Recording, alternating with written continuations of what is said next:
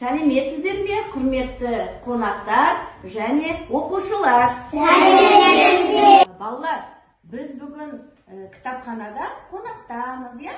Иә. Дұрыс айтасыңдар. Біз кітапханада не істейміз, балалар?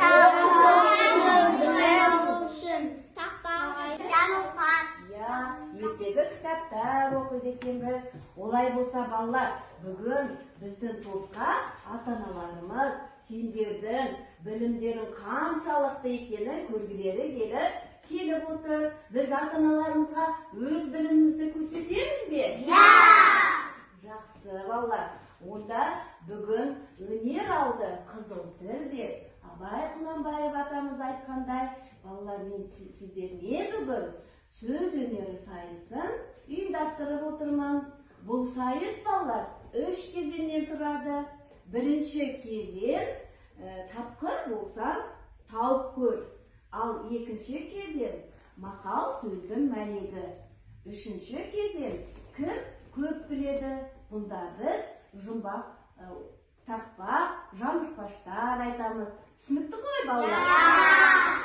Олай болса, балалар, қазір біз бірінші кезеңімізбен бастаймыз. Біздің бірінші кезеңіміз, балалар, тапқыр болсаң, тауып көр. Олай болса, қазір мен сіздерге, балалар, ойын шартын түсіндіремін. Сендер мұқият қарап алыңдар. Түсінікті ғой? Иә! Балалар, мына жерде ұяшықта сендер не көріп тұрсыңдар? Асық! Асықтар қандай екен? Түрлі түсті асықтарды көріп тұрсыңдар, иә? Ал енді мына менің қолымдағы кубиктерде, міне, балалар, түрлі түсті асықтар бейнеленген екен, иә? Осы асықтарды, міне, балалар, кубикті, міне, осылай лақтыру арқылы, міне, қандай түсті асық түсті, сол ұяшықты ашып, ішіндегі жасырылған жұмбақтың шешуін айтуымыз керек. Кәне, ойынға кім шығады? Так, келе ғой. Қандай түсті асық түсті? Көк. Иә, көк түсті ұяшықты ашамыз.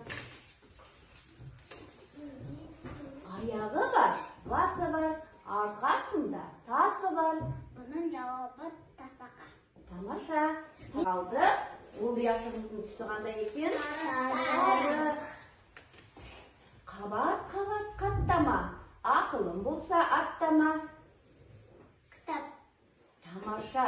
Біз кітапты не істейміз? Оқимыз. Иә? Дұрыс айтасың. Отыра ғой. Бұл кезеңге өте белсенді, жақсы қатыстыңдар. Ал енді біздің екінші кезеңіміз, балалар, мақал сөздің мәйегі. Бұнда, балалар, мен қазір бұл ойынды мынандай додекаэдр арқылы мақал мәтелдерді айтамыз. Бұл ойынның шартын мен түсіндірейін. Мына ұяшықтарды лақтыру арқылы, міне, қандай ұяшық түсті, сол ұяшық бойынша мақал мәтелді айтамыз. Түсінікті ғой? Мақжа, келе ғой. Мақжа шығам бетін әжеке тұра ғой. Мақым кел, бұлай қарай тұрамыз. Елшін алтын бесік. Иә, кәне көрсетеміз. Иә? Айта, дауысын шығар. Елшін алтын бесік. Дұрыс айтасыңдар, ел іші алтын.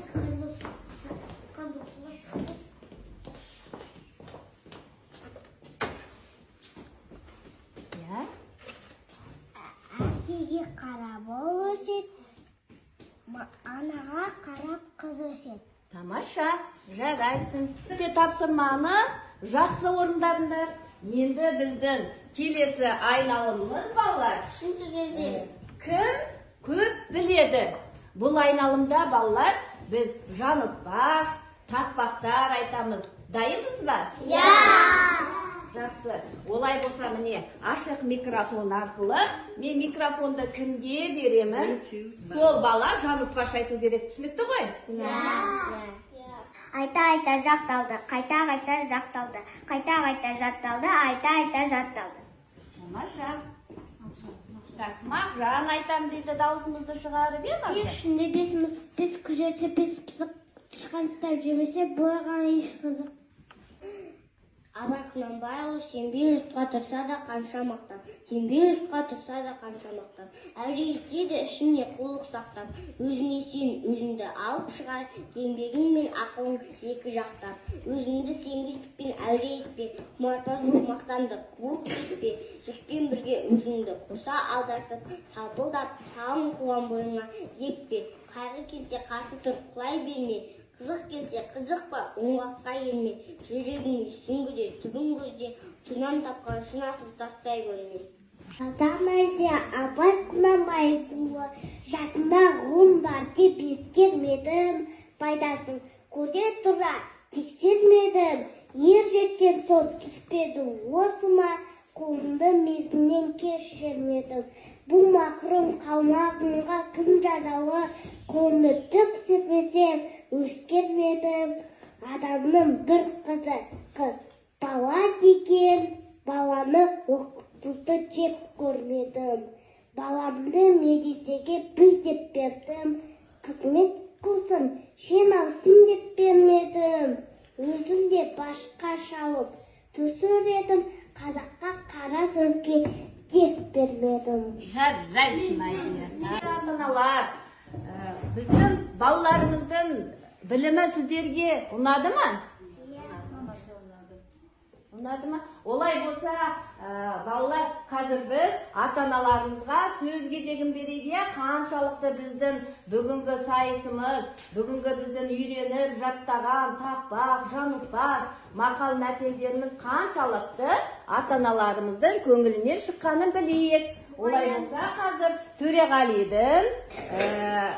Төреғалидың апасына сөз береміз. Ал Төреғалидың апасы? Мен мамалар бүлдіршіндер, мектеп алды даярлық тобының балалары, бүгін сендер жәнегі ақыл сөздің, мақал сөздің азығы, жұмбақ ойдың қазығы деген мақал мәтел сайысына өте жақсы қатысып отырсыңдар. Абай атамыз айтқандай, артық білім кітапта дейді, ғылым ерінбей оқып көруге деген, сендер осы кітапханаға келіп кітап оқыңдар, ерінгендер, мына кітаптың ішінде сендерге керекті барлығы оқуда, білімде, ілімде, мақал мәтел жұмбақта. Сондықтан сендерге балалар ата-аналар атынан мына кітаптарды сыйға тартпақпыз. Қабыл алыңдар балалар. Рахмет. Балалар көріңдер, мәне сендерге ата-аналар кітапты сыйға тартпақшы. Барлықтарынан өз білімдеріңді көрсетіп, сабаққа өте жақсы қатысқандарың үшін мен сендерге осындай сыйлық, білім кілті сыйлығын сыйға тартқыларың кеп тұр. Сендер әр қашанда осындай білімді, озат, дарынды оқушы болыңдар. Жақсы ма, балалар? Сендерге рахмет айтып, міне сыйлығымды қабыл ала қойыңдар. Балалар, осымен біздің мақал сөздің азығы, жұмбақ ойдың қазығы атты сайысымыз аяқталды. Сау болыңдар, балалар.